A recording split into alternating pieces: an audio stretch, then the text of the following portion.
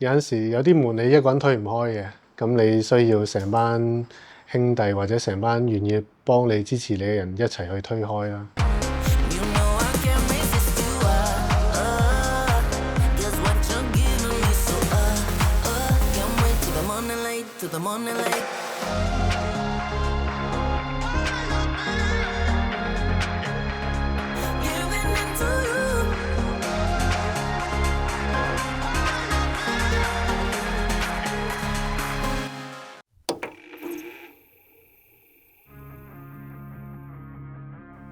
上一集夢想之門介紹到3間香港創科公司喺得到科技園同華潤贊助嘅 China Booster 幫助下，令到自己嘅創意得到突破性發展。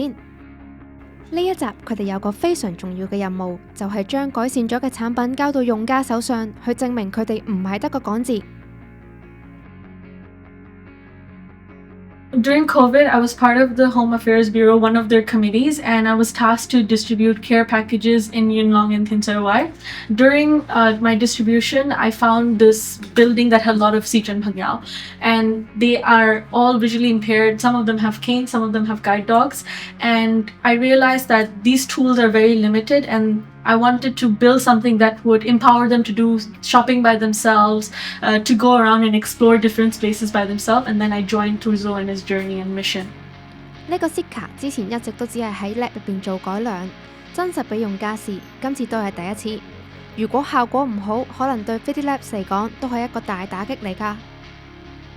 嗱，試完啦，又到咗最緊張嘅時刻，到底啲用家會點評價呢？我揾到我嘅救星啦！因為咧呢個去超級市場可以幫到我手，去餐廳又可以幫到我手。呢個係我人生第一個機械人，即係可以幫助我跳出生活嘅框框。用咗呢個之後，覺得佢係我第三隻眼，令到我行出呢個社會會更加有幫助。哇！啲用家有讚冇彈 ，Fidi Labs 應該叫做過關啦啩？唔好理啦，睇完 Fidi Labs， 我哋又急急腳約埋 Singular 嘅 Louis， 一大早齊齊坐高鐵上咗廣州。你睇佢同事都要補眠，我哋就梗係唔會放過 Louis 啦。喂，你今日會唔會上到去又見唔到醫生㗎？其實就好唔同嘅今次，因為平時約醫生呢下都可以約好耐。哇！你戴晒頭盔咁，似乎已經預告咗可能冇咁順利喎。廣州呢度都嚟咗之前係2次，今日第3次。講下嘢，醫院突然間 send message 過嚟，話醫生嘅時間安排可能有變，詳細情況要去到先知喎。唔係又要取消啊嘛？我哋都去到半路啦，唔理啦。總之一去到就叫 Louis 發快手做好啲示範啦。估唔到睇完 Louis 介紹，醫生竟然話要帶佢去見下啲病人。你睇下 Louis， 佢緊張到好似唔識反應咁啊！試咗陣，醫生竟然叫個病人試埋一份。喂呀，部機係俾醫生用噶嘛，咁得唔得㗎？就希望你了解，就是說顱內動脈內瘤啊，它整體的治療有很多種方案，但是我們需要就是說讓你充分了解病情，你來抉擇你運用哪一種方式來治療。試完一輪，醫生仲未肯放過 Louis， 竟然話要佢換上手術袍，帶佢行下醫院，講解一下醫院同手術室會點運作，希望可以令到 Louis 更加理解佢哋嘅需要。行完醫院，我哋特登捉醫生埋一邊，等佢評價一下 Singular 係咪幫到手先。這款產品呢，其實對我們神經外科而言呢，相當於是另一個升級的一個導航，它讓我們呢可能會更加的理解腦功能的分布，更仔細確切以及形象的看到我們的那個功能的靶點。Singular 嘅產品連醫生都讚好，第二隊可以話又過關啦。相對之下，最後一隊 TG0要面對嘅更加係海外合作夥伴。呢次挑戰嘅經驗都係由 Alan 親自講下。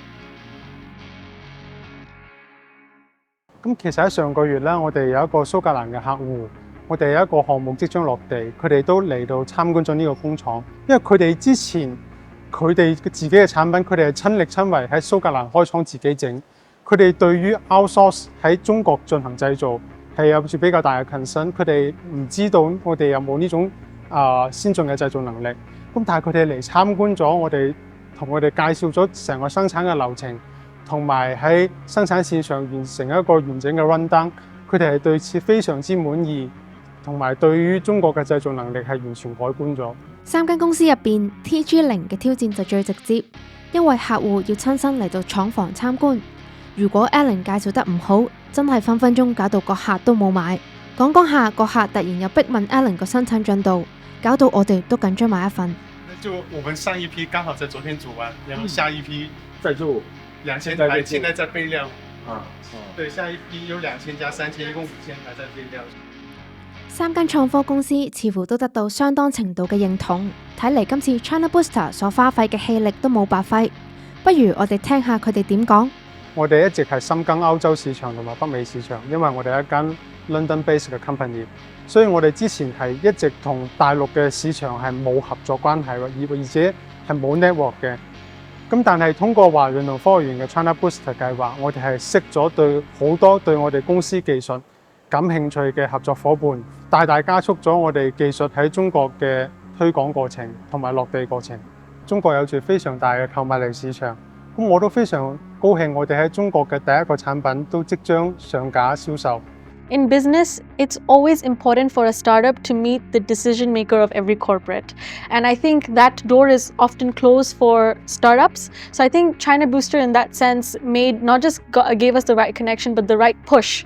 Like, are you meeting the right partners? Are you selling your product enough? Are you sure you're making the amount of money you need to survive as a company? So that push was very much that helped us solve a lot of our problems, including the pipeline of sales and pipeline of marketing we want to do in different geographies. 幫人同被幫係一個循環啦。咁你一開頭諗住幫人，但係其實你需要更多嘅力量，你先至可以幫到更多嘅人。China Booster 對我哋最大嘅幫助係一個好全方位嘅一個培訓啦，即係由開頭點樣好針對性一間香港公司喺大灣區。點樣攞到更多嘅資源啊？有個導師教你叫做咩叫借力啊？由供應鏈都係一種借力啦，即係利用到唔同地區嘅優勢。可能廣州嘅醫療好多頂尖嘅醫院，咁你要點樣利用廣州嘅資源啊？響 China Booster 嘅幫助下，3間創科公司唔單止獲益於技術發展嘅支援，亦同時建立到強大嘅網絡。更重要嘅係，佢哋學識到點樣利用大灣區提供嘅優勢，提升到自己嘅視野同氣量。對於佢哋將來嘅發展，先係最緊要。經過一段時間嘅發展同學習，嚟緊3間創科公司仲有一個最後嘅挑戰，就係要向主辦單位做一次最終匯報。佢哋可唔可以好似畢業考試咁，成功過關，通過最後一道門？記得留意下一集，連接創新者之門。多謝 Alan。